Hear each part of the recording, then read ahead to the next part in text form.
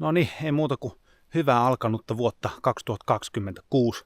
Nyt on tammikuu. Mä tulin käymään tässä mökillä, tekemään vähän lumitöitä ja katsomassa, että onhan linnulla ruokaa, ja olikin.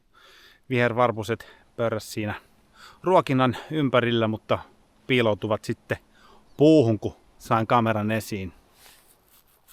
Ahkio näkyykin nyt siellä takana.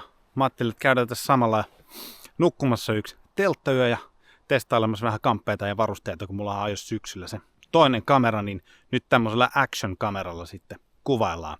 Sitten kun pääsen tonne leiriin, niin voisi käydä vähän kulunutta vuotta läpi. Mullahan on nyt vuosi tätä YouTubea takana, mutta katsotaan siitä lisää, kun pääsen tonne leiriin. Nyt mä lähden liikkeelle.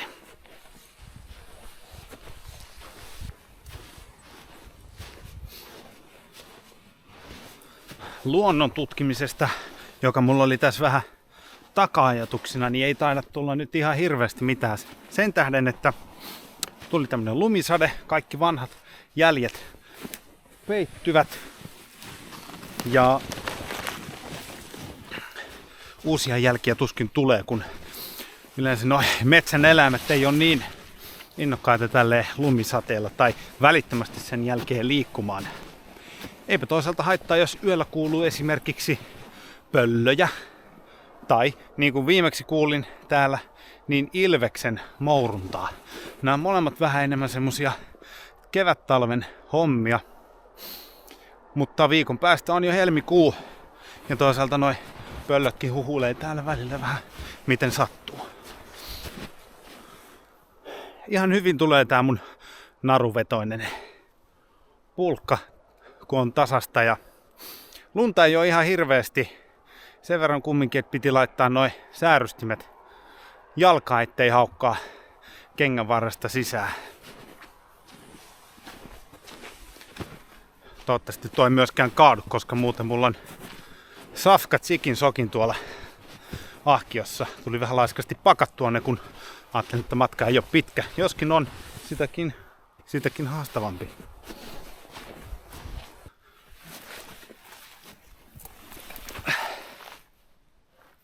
Kyllä vaan tuli tohonkin painoa tohon ahkioon. Vaikka siellä nyt ihan hirveästi on mitään. Polttopuut toki. Ja kaikenlaista kilkettä ja kalketta. Niin kyllä sitä painoa vähän tulee.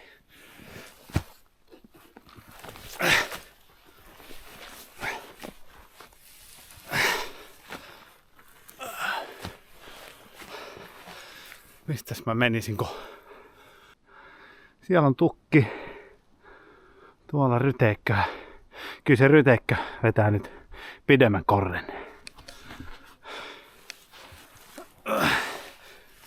No, ne on oikeesti suht tuttuja maastoja, niin tiedän kyllä, mistä kannattaa mennä. Lumen läpi ei tietysti näe. Ahkio tökkäilee aina silloin tällöin. Ties mihin.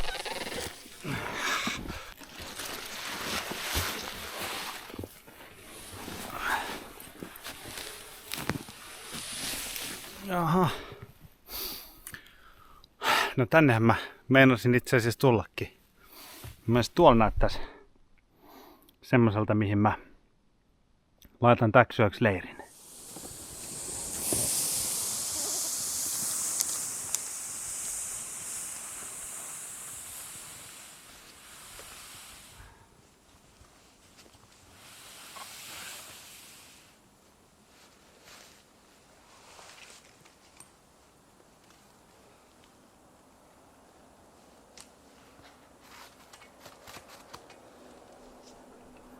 Nyt on sen verran aikaa siitä, kun on viimeksi ton kotateltan pystyttänyt. Katsotaan miten menee. Eiköhän se pystyyn tuu, mutta saa nähdä kerkeekö ennen pimeän tuloa ja tuleeko oikein päin. Tässä on ehkä mun, no ei nyt turhin, mutta turhamaisin ostos, koska mulla oli tämmönen retki lumilapio jo punamustana, mutta mä halusin kullanvärisen, niin sit se on vähän niinku Gold Digger lapio. Ei muuta kuin kaivaa.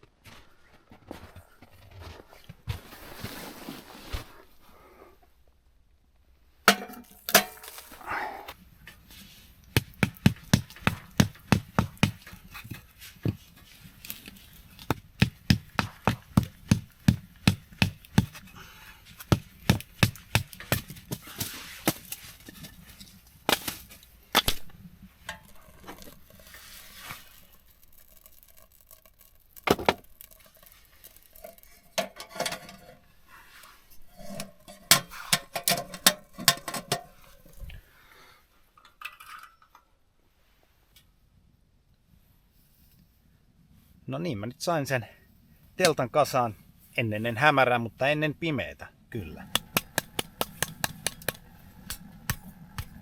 Huomasin, ettei mulla tullut yhtään vettä mukaan, niin täytyy nyt sulatella pelkästään lunta tässä.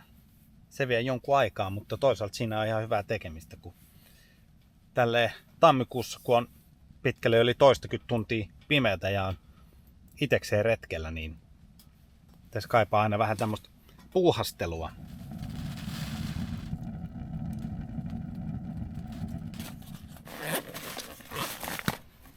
Perhana, kun hämärässä tökkäsin sormen just terotettuun puukkoon, joka vaan lojuu tuossa lattialla. Mutta aina jännittää avata tää ensiapulaatikko ja nähdä, että mitä siellä on ja koska se on tullut päivitettyä. Mutta onneksi nyt sentään oli vähän alkoholtypper. Niin pystyy vähän putsaamaan ja oli jopa laastarikin tuolla. Eli tästäkin harmista selvitään. Alekissa tippuu jaloilleen. Näin se on.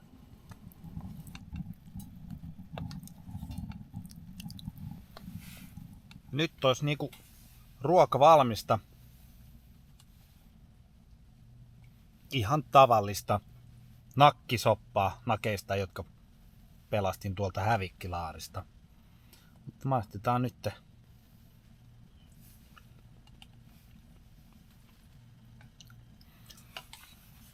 Ei mitään kerrottavaa tästä. Jos tykkää perunoista ja porkkanoista ja nakeista, niin tykkää varmaan tästä. Helppo tehdä ja mukava syödä lämmintä keittoa tässä teltassa. Ja samalla tulee juotua runsaasti nestettä tossa.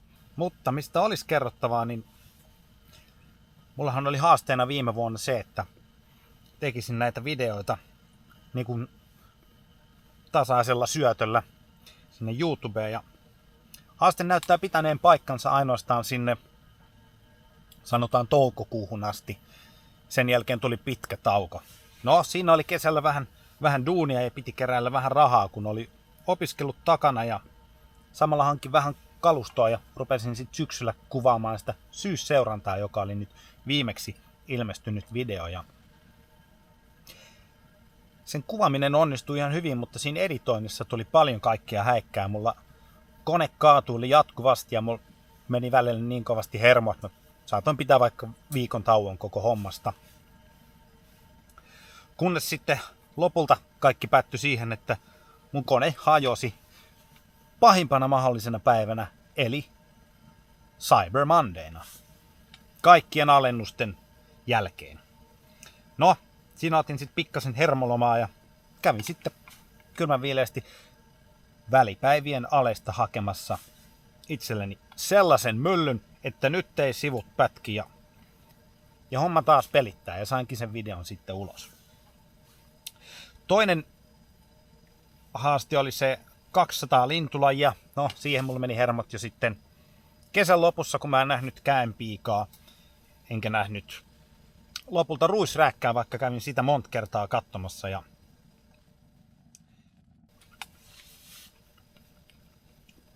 oi, nyt tuli muuten nakki. On tää ihan hyvää. Lopulta mulla oli 186 kasassa, mutta 200 oli 14 pinnaa matkaa ja se olisi edellyttänyt aika paljon sitten bongailua, kun mä olin kyllä kaikki vähänkään tavalliset tai edes hieman harvinaiset siitä lähistöllä nähnyt. Ja se bongailu ei ole varsinaisesti semmoinen mielekkäin muoto mulle noita lintuja harrastaa, vaan pikemminkin tää tässä retkeilyn yhteydessä. Joten en aio ottaa sitä haastetta ensi vuodelle. Varsinaisesti mulla on aina se vähän niin kuin tavoitteena se 200 ja koitan siihen päästä, mutta sitä ei tulla kyllä näillä videoilla nyt seuraamaan. Vaikka saatan joskus päivitellä sitten aina vuoden lukua. Nyt mulla kiehuu taas tää vesi täällä. Tässä kävi silleen, että kun mä hain nämä termospullot täyteen lunta, niin se lumi pikkasen suli tuolla ja jämähti näihin pulloihin. Nyt mun pitää kuumalla vedellä koittaa saada tää vesi ulos täältä, kun tää muuttuu tämmöiseksi niinku loskaksi. Eli mulla on ollut tässä 2 termospullollista räntää nyt juotavaksi. Vielä jää pikkasen räntää, se tulee seuraavalla kerralla tuolta ulos. Onneksi sen puita vielä jäljellä, niin voitaisiin lämmitellä. Semmonen haaste voidaan nyt ensi vuodelle kuitenkin ottaa, että mä pyrin tekemään näitä videoita säännöllisemmin. Ei varmaankaan viikoittain, mutta sanotaan, että jos kuukausittainkin tulee joku video, niin hyvä niin. Ja sitä koitetaan tehdä ensi vuonna. No niin, mä ostin tämmösen lämpömittarin, tosin ihan muuta käyttöä varten, mutta selvitetään tällä kuin lämmin täällä on. Ja mä näytän nyt. Katsotaan ensin, aloitetaan sieltä teltan ulkoseinästä. 2 astetta lämmintä. Pannu on semmonen 120 asteinen. Kengät tuolla 2-asteiset. Katsotaan pussin sisältä. Eli mulla on ollut jalat tässä makuupussissa 20. 18.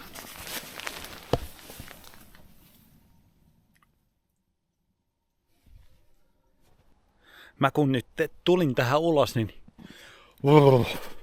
mittaillaan vielä tässä näitä ulkolämpötiloja. Otetaan vaikka tuosta puurungosta lukema. Ja mitäs se sanoo? -16. Ok. Saadaanko me lumesta? -15, 16. Mä pärjäisin ilman tätä piippausta kyllä. Oho, on jäänyt lapio tänne. Otetaan sieltä lukema.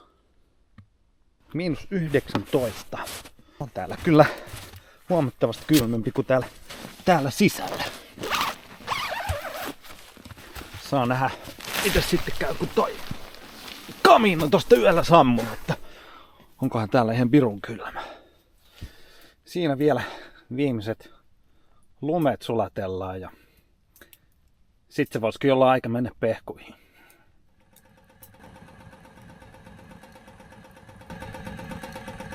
Kauhea pauki. Nyt meni viimeiset puut tonne kaminaan ja olisi aika alkaa nukkumaan.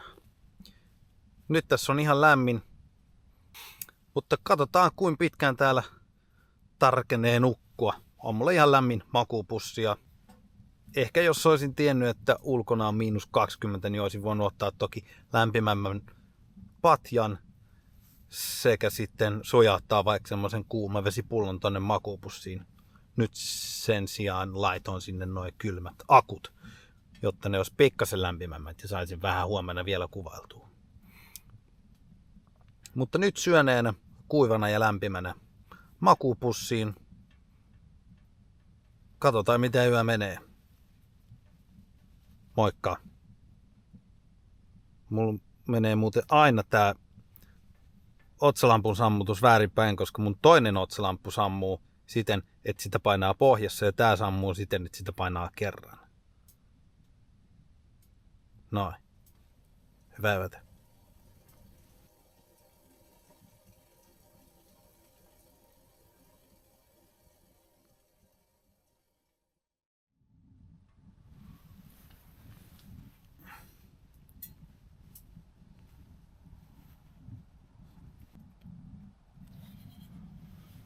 Huomenta vaan. Mä oon ollut hetken jo hereillä sen verran, että laitoin tonne tulet päälle ja odotin, että mökki rupeaa vähän lämpeä ja pikkuhiljaa alkaakin. Nukuin yllättävän hyvin. Olin yöllä ehkä tunnin verran hereillä. Sekin vaan sen takia, etten malttanut nousta tarpeelle. Mutta sitten kun senkin maltoin tehdä, niin nukuin taas ihan hyvin. Mä en pidä tossa hellalla pannua, kun se pitää niin kauheat meteliä. Mutta vielä ei ole valosaa ulkona, mutta vähän hämärää alkaa olla. Katsotaan, kun saan tästä itteni lämpimäksi ja kamat kasaan, niin käydään tekemään vielä pikku lenkki tossa. No niin, hiivitään sitten ulos täältä teltasta ja katsotaan miltä ulkomaailmassa näyttää.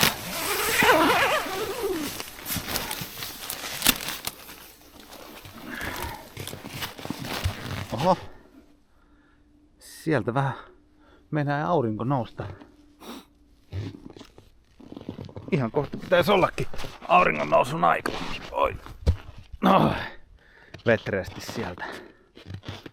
Ihan nätin näköistä. Otetaan nyt tosta männystä se pakkaslukema. -26. 27. En tiedä, ei voi olla niin kylmä. Onhan paljon mahdollista, että tääkin näyttää ihan mitä sattuu. Otetaan tosta lapiosta taas. Siitä saatiin eilen kaikista kylmin lukema. Kato, -27.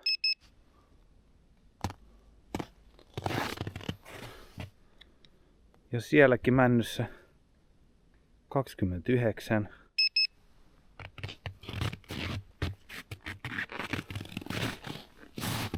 No, en tiedä mikä on totta, mutta ei tässä niin kylmältä kyllä tunnu. Otetaan vielä tuolta kivestä. Lukema 26, 27 pakkasta. No, kyllä tässä viileä on tässä ulkona, mutta teltassa huomattavasti lämpimämpi. Mä rupean laittelee nyt vähän kamppeita kasaan ja vähän käymään kävelyllä. Tikat jo täällä koputtelee ja puurungot paukkuu pakkasesta. Hieno päivä tulossa. Nyt tehdäänkin niin, että mä jätän tänne kaminan tänne jäähtymään ja mä en halua missaa tätä auringon nousun aikaa. On ollut niin no ei pimeätä, mutta pilvistä tässä viime päivät tai jopa viikot. Niin lähdetään kattoo vähän maisemia. Tässä menee tämmönen mönkiä ura, missä näköjään joku on mennytkin vähän aikaa sitten. Niin, seuraillaan niitä. Hangen alla on ties mitä kuoppia, saa ollakin varovainen, kun tässä kävelee. Taivas on pilvetön, mutta silti sieltä leijailee tommosia pieniä lumi- tai jäähiutaleita. Hyvän näköistä. Ei mennyt kauan, niin tuli noi jääpuikot viiksiin. Se näyttää aina siltä, että niin kuin täällä olisi hirveän kylmä, mutta se oikeastaan kertoo siitä, että täällä ei tuule, jonka vuoksi tässä on ihan lempeä sää, vaikka pakkasta on tietysti reilusti. Niin jos mulla ei olisi näitä jääpuikkoja, niin se kertoo taas siitä, että tosissaan täällä tuulisi, jolloin täällä olisi todennäköisesti vielä kylmempi. Joten hyvä vaan, että viikset on vähän jäässä ja kerkee ne sulatella tuolla sitten, kun pääsee mökille takaisin. Joitakin ketun ja jäniksen ja peuran jälkiä menee, mutta ne on pääasiassa hautautunut lumeen, vaikkei nyt on aina sanoa, että mikä tostakin on mennyt.